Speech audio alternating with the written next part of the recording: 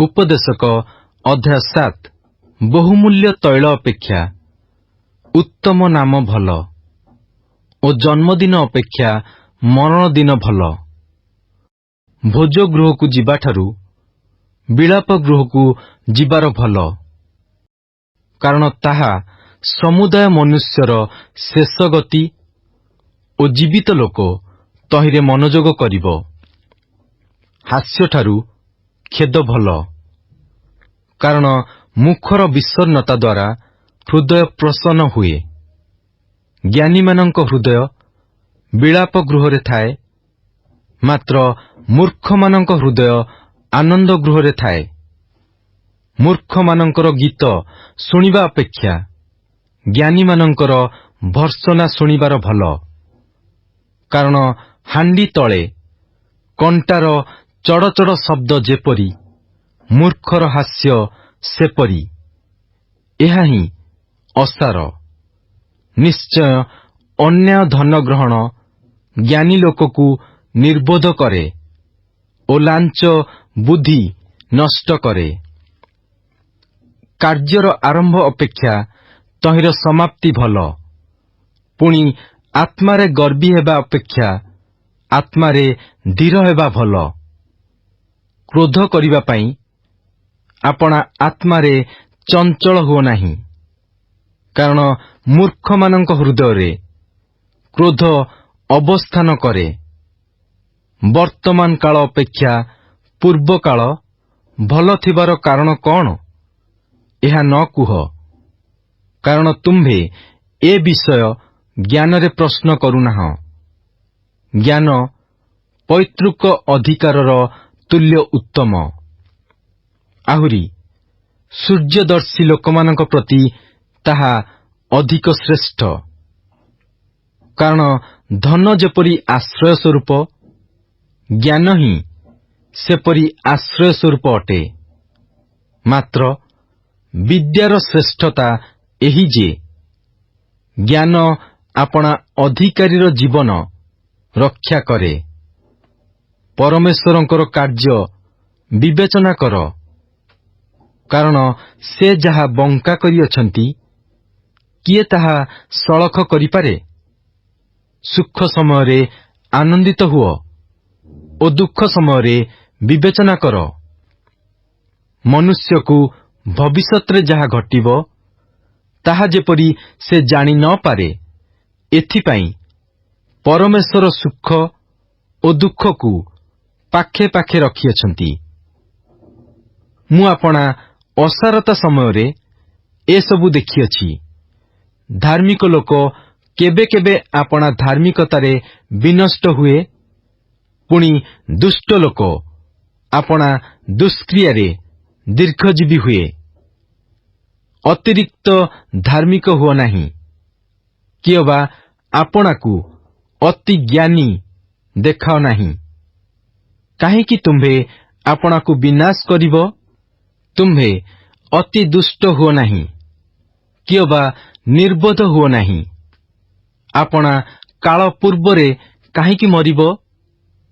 ଏହା ଧରି ରଖିବାର ମଧ୍ୟ ତାହାଠାରୁ ହସ୍ତ କାଢ଼ି ନ ନେବାର ତୁମ୍ଭର ଉତ୍ତମ। କାରଣ ଯେ ପରମେଶ୍ୱରଙ୍କୁ ଭୟ କରେ, ସେ ଏସବୁରୁ ଉତ୍ତୀର୍ଣ୍ଣ ହେବ। ଜ୍ଞାନବାନ ଲୋକ ପ୍ରତି ନଗରସ୍ଥ 10 ଶାସନକର୍ତ୍ତା ଅପେକ୍ଷା ଜ୍ଞାନ ଅଧିକ ବଳସ୍ୱରୂପ ଅଟେ। ପାପ ନ କରି ସତ୍କର୍ମ କରେ, ଏପରି ଜଣେ ଧାର୍ମିକ ନିଶ୍ଚୟ ପୃଥିବୀରେ ନାହିଁ। ମଧ୍ୟ ଯେତେ କଥା କୁହାଯାଏ, ସେ ସବୁରେ ମନୋଯୋଗ କର ନାହିଁ। କଲେ କେଜାଣି ତୁମ୍ଭ ଦାସ ତୁମ୍ଭକୁ ଶାପ ଦେବାର ତୁମ୍ଭେ ଶୁଣିବ। କାରଣ ତୁମ୍ଭ ମନ ଜାଣେ ଯେ ତୁମ୍ଭେ ମଧ୍ୟ ଅନ୍ୟମାନଙ୍କୁ ସେହିପରି ବାରମ୍ବାର ଶାପ ଦେଇଅଛ। ମୁଁ ଜ୍ଞାନ ଦ୍ୱାରା ଏହି ସବୁ ପରୀକ୍ଷା କରିଅଛି। ମୁଁ କହିଲି, ମୁଁ ଜ୍ଞାନୀ ହେବି, ମାତ୍ର ତାହା ମୋଠାରୁ ଦୂର ଥିଲା।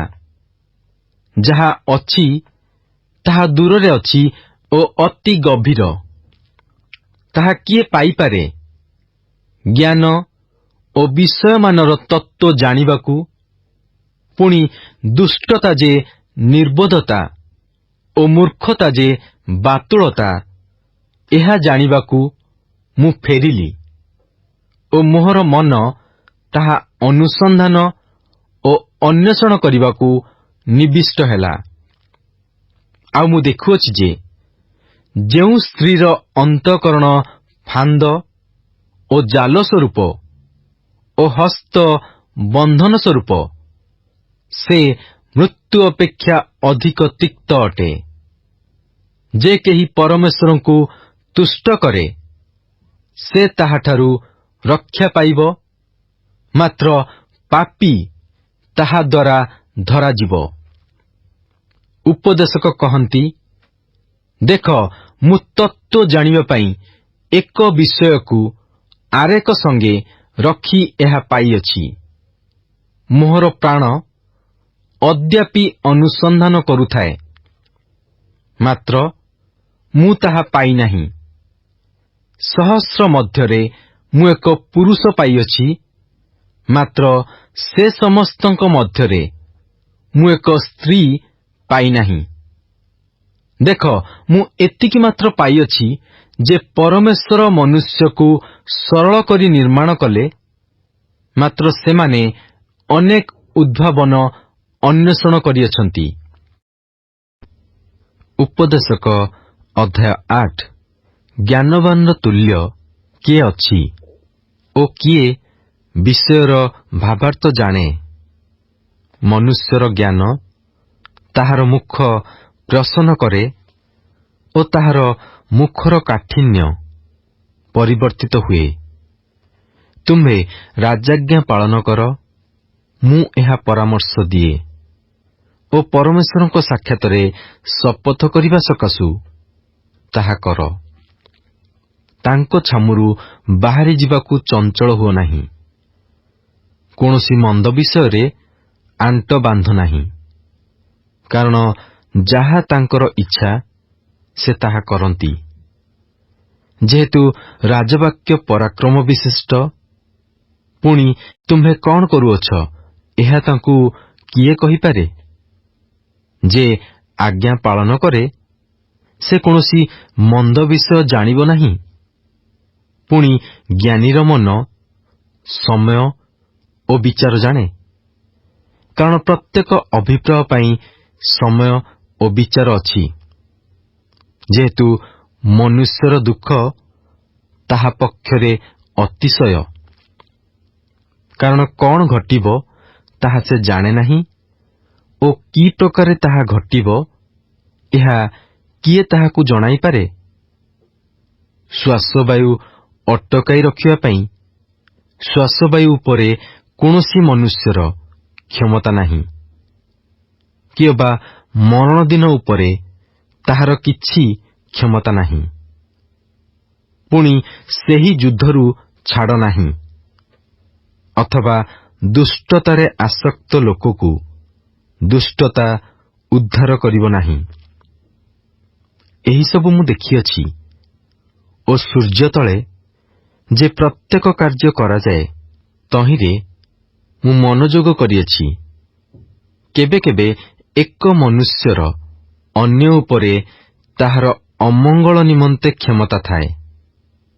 ଆହୁରି ଦୁଷ୍ଟମାନେ କବରପ୍ରାପ୍ତ ହୋଇ ପରଲୋକରେ ଉପସ୍ଥିତ ହେଲେ।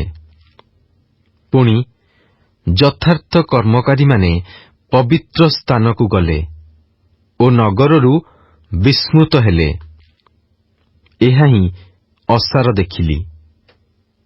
କୁକର୍ମ ବିରୁଦ୍ଧରେ ଦଣ୍ଡାଜ୍ଞା ତ୍ୱରିତ ସିଦ୍ଧ ନୋହିବାରୁ ମନୁଷ୍ୟ ସନ୍ତାନମାନଙ୍କ ଅନ୍ତଃକରଣ କୁକର୍ମ କରିବାକୁ ସମ୍ପୂର୍ଣ୍ଣ ଆସକ୍ତ ହୁଏ। ଯଦ୍ୟପି ପାପୀ ଶତବାର ଦୁଷ୍କର୍ମ କରି ଦୀର୍ଘଜୀବୀ ହୁଏ, ତଥାପି ମୁଁ ନିଶ୍ଚୟ ଜାଣେ ଯେ ପରମେଶ୍ୱରଙ୍କ ଭୟକାରୀମାନେ ତାହାଙ୍କ ଛାମୁରେ ଭୀତ ହୁଅନ୍ତି ବୋଲି ସେମାନଙ୍କର ମଙ୍ଗଳ ହେବ, ମାତ୍ର ଦୁଷ୍ଟର ମଙ୍ଗଳ ହେବ ନାହିଁ।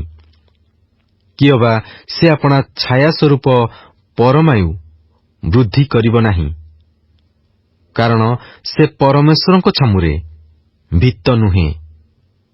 ପୃଥିବୀରେ ଏହି ଗୋଟିଏ ଅସାରତା ସାଧିତ ହୁଏ।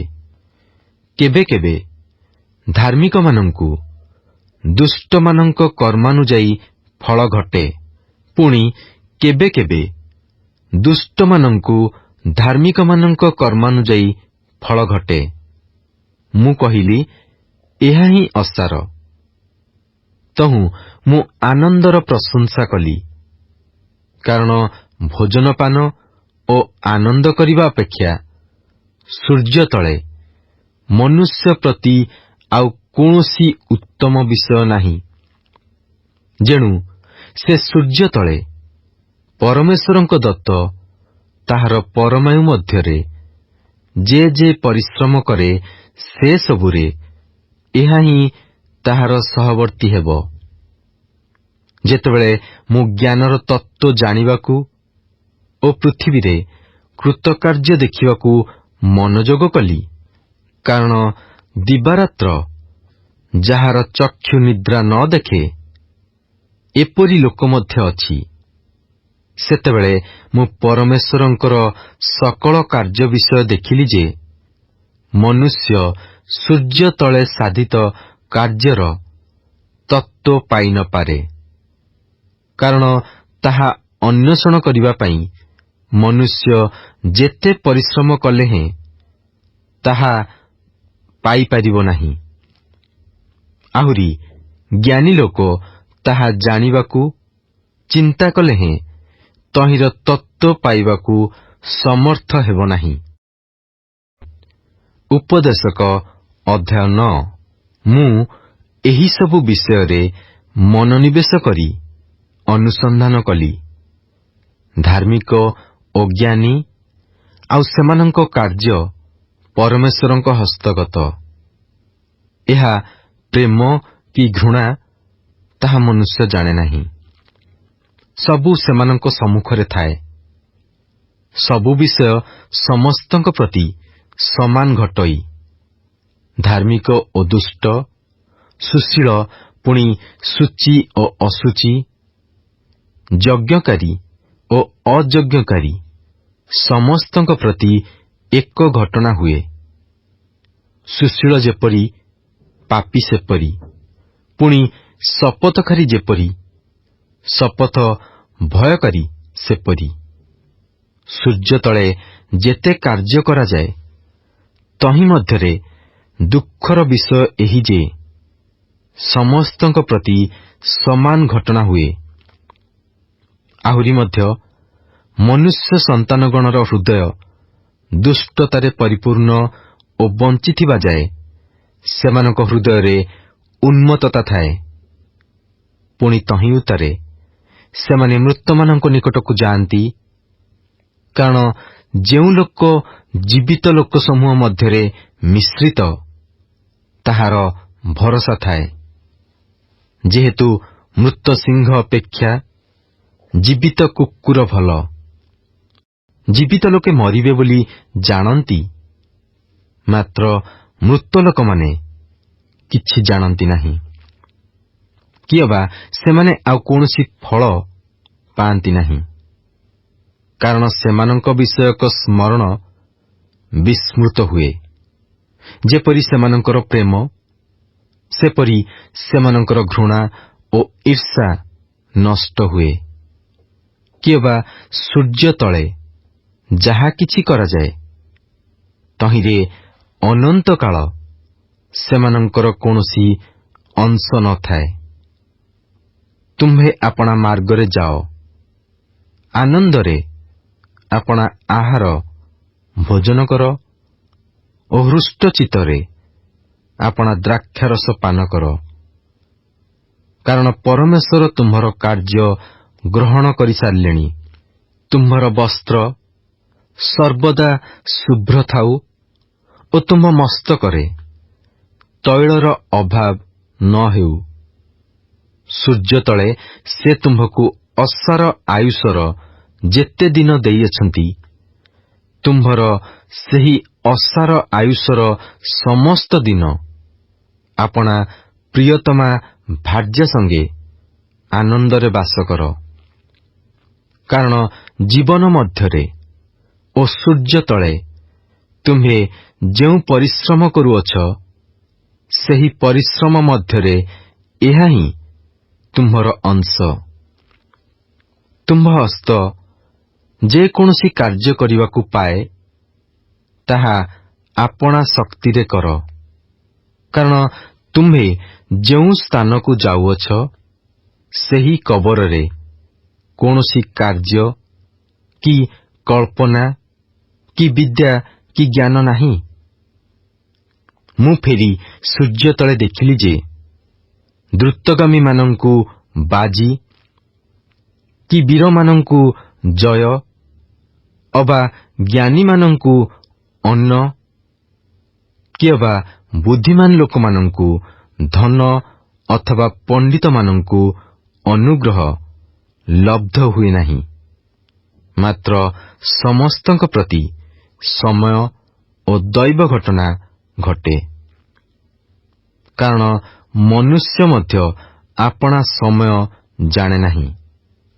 ଯେପରି ମତ୍ସ୍ୟଗଣ ଅଶୁଭ ଜାଲରେ ପଡ଼ନ୍ତି ଓ ଯେପରି ପକ୍ଷୀଗଣ ଫାନ୍ଦରେ ଧରାଯାନ୍ତି, ସେହିପରି ମନୁଷ୍ୟ ସନ୍ତାନଗଣ ଅକସ୍ମାତ୍ ଉପସ୍ଥିତ ବିପଦ ସମୟରେ ଧରାପଡ଼ନ୍ତି। ମୁଁ ମଧ୍ୟ ସୂର୍ଯ୍ୟ ତଳେ ଏହି ପ୍ରକାର ଜ୍ଞାନ ଦେଖିଅଛି, ଆଉ ତାହା ମୋ ଦୃଷ୍ଟିରେ ମହତ୍ ବୋଧ ହେଲା।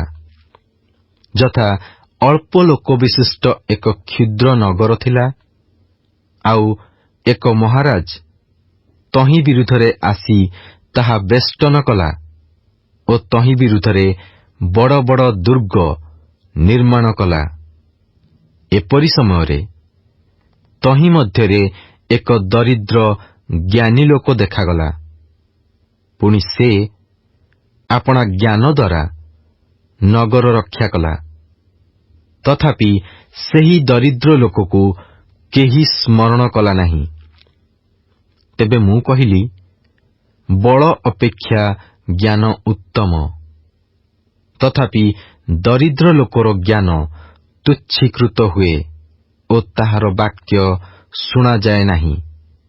ମୂର୍ଖମାନଙ୍କ ମଧ୍ୟରେ ଶାସନକାରୀର ଚିତ୍କାର ଅପେକ୍ଷା ନିରୋଳାରେ କଥିତ ଜ୍ଞାନୀର ବାକ୍ୟ ଅଧିକ ଶୁଣାଯାଏ।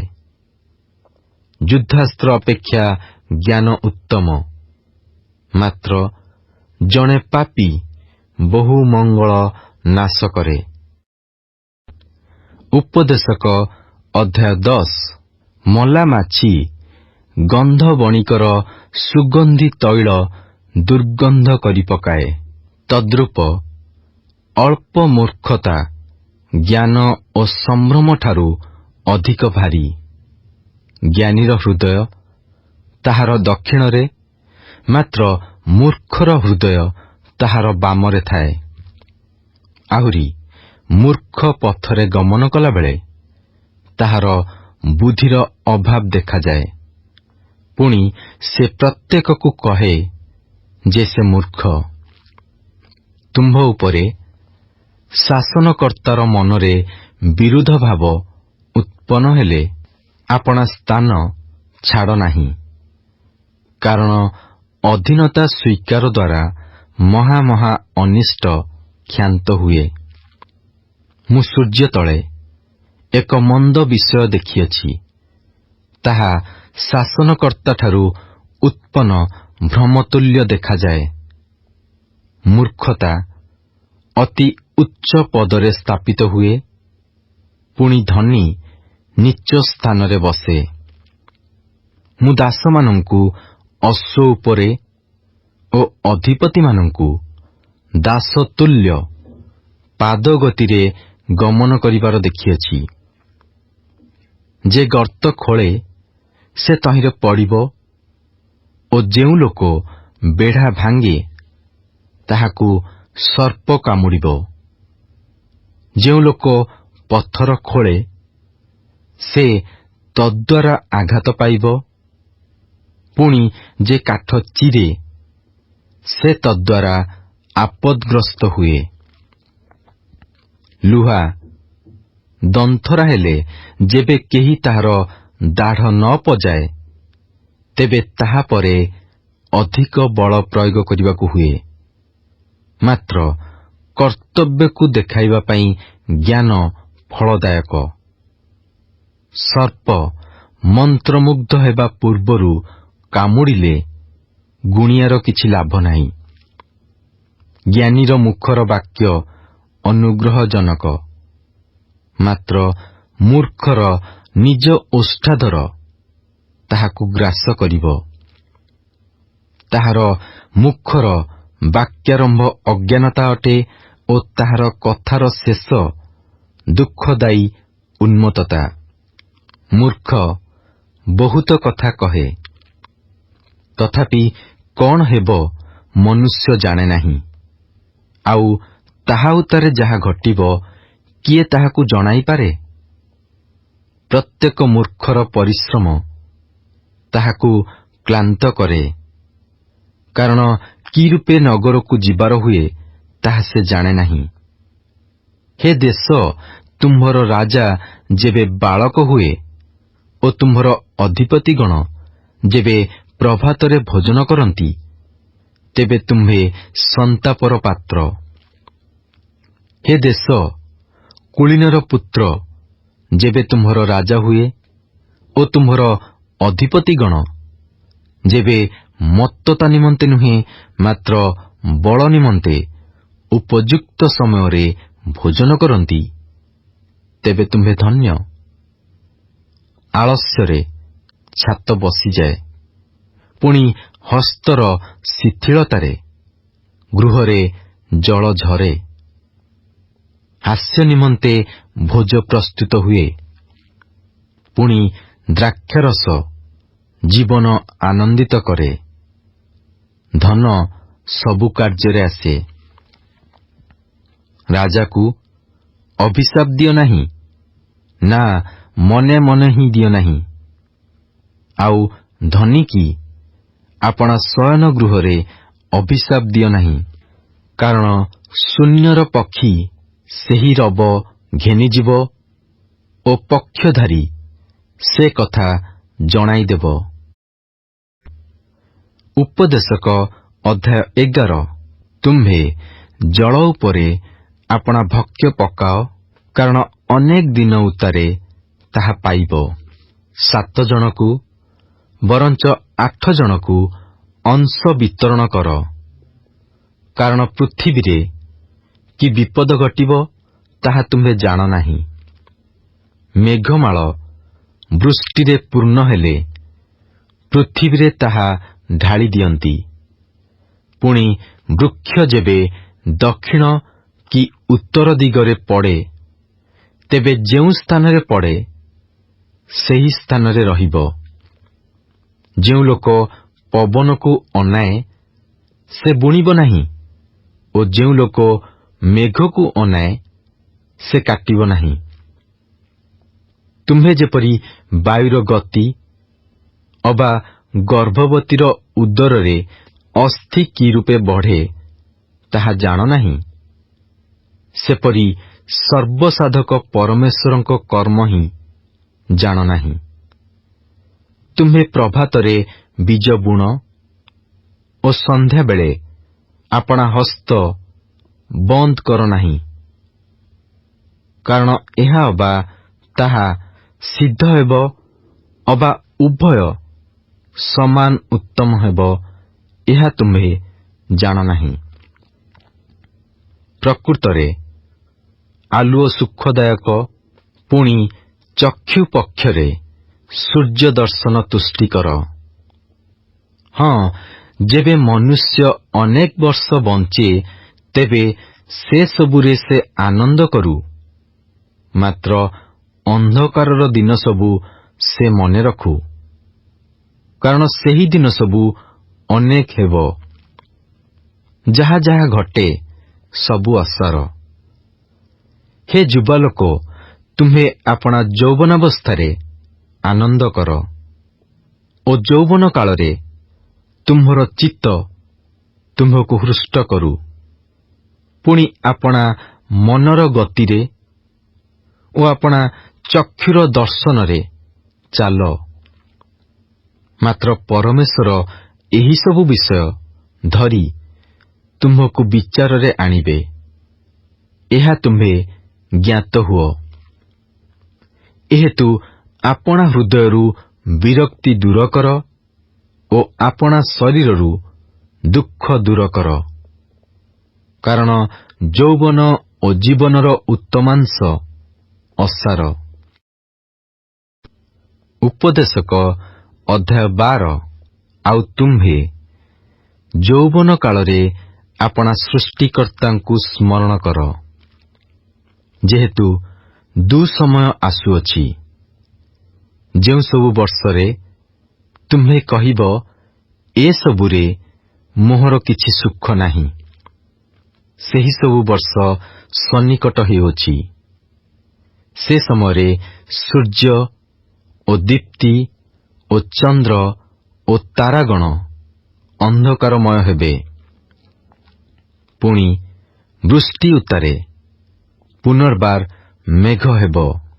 ସେହିଦିନ ଗୃହରକ୍ଷକମାନେ ଥରହର ହେବେ ଓ ବଳବାନ ଲୋକେ ଆପେ ନତ ହେବେ ଓ ପେଶିକାମାନେ ଅଳ୍ପ ହେବାରୁ କର୍ମରୁ ନିବୃତ୍ତ ହେବେ। ପୁଣି ଝରକାରେ ଦୃଷ୍ଟିକାରିଣୀମାନେ ଅନ୍ଧକାରଗ୍ରସ୍ତା ହେବେ ଓ ପଥ ଆଡ଼େ ଦ୍ୱାର ରୁଦ୍ଧ ହେବ। ସେ ସମୟରେ ପେଷଣ ଶବ୍ଦ କ୍ଷୀଣ ହେବ। ପୁଣି ପକ୍ଷୀର ନାଦରେ ଲୋକ ଜାଗି ଉଠିବ ଓ ବାଦ୍ୟକାରିଣୀ କନ୍ୟାଗଣ କ୍ଷୀଣ ହେବେ। ଆହୁରି ସେମାନେ ଉଚ୍ଚ ସ୍ଥାନ ବିଷୟରେ ଭୀତ ହେବେ ଓ ପଥରେ ତ୍ରାସ ହେବ। ଆଉ ବାଦାମ ବୃକ୍ଷ ପୁଷ୍ପିତ ହେବ ଓ ଫଡ଼ିଙ୍ଗ ଆପଣା ଭାରରେ ଭାରଗ୍ରସ୍ତ ହେବ ଓ କାମନା ନିସ୍ତେଜ ହେବ। କାରଣ ମନୁଷ୍ୟ ଆପଣା ଚିର ନିବାସକୁ ଯାଏ ଓ ଶୋକକାରୀମାନେ ପଥରେ ଭ୍ରମଣ କରନ୍ତି।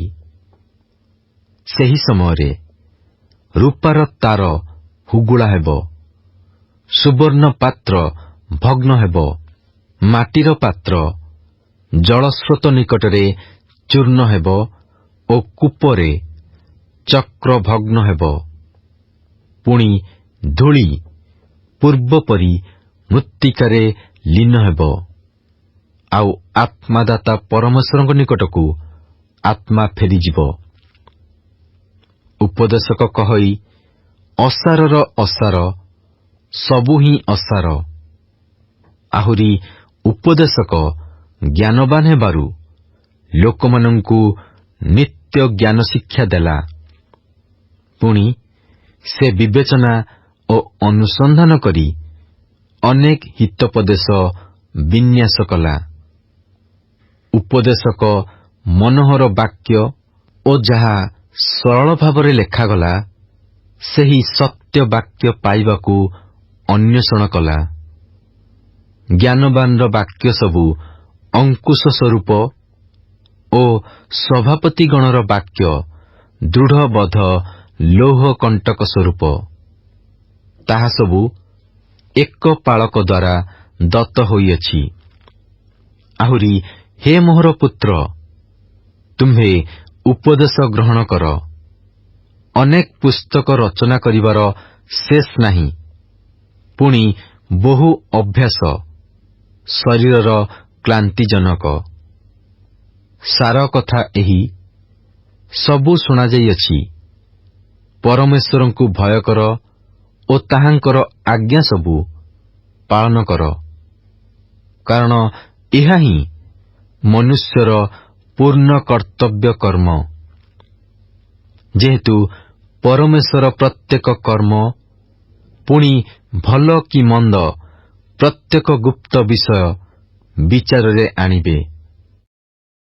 Good morning and praise the Lord. आज बाइबल पठन दिन संख्या 84 शनिवार।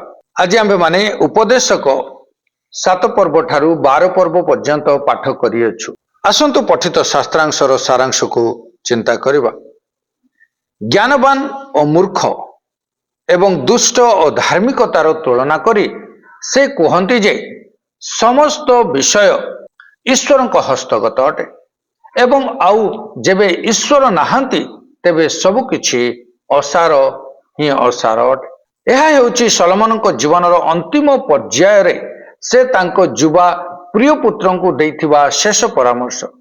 ଜୀବନ କ'ଣ ଓ ତାର ଅସାରତାକୁ ଜାଣି ସେ କୁହନ୍ତି ଯେ ଯୁବା ସମୟରେ ସୃଷ୍ଟିକର୍ତ୍ତାଙ୍କୁ ସ୍ମରଣ କରିବା ଓ ତାଙ୍କ ସେବା ଆଦରର ସହିତ କରିବା ହେଉଛି ପ୍ରତ୍ୟେକ ପ୍ରାଣୀର କର୍ତ୍ତବ୍ୟ କର୍ମ।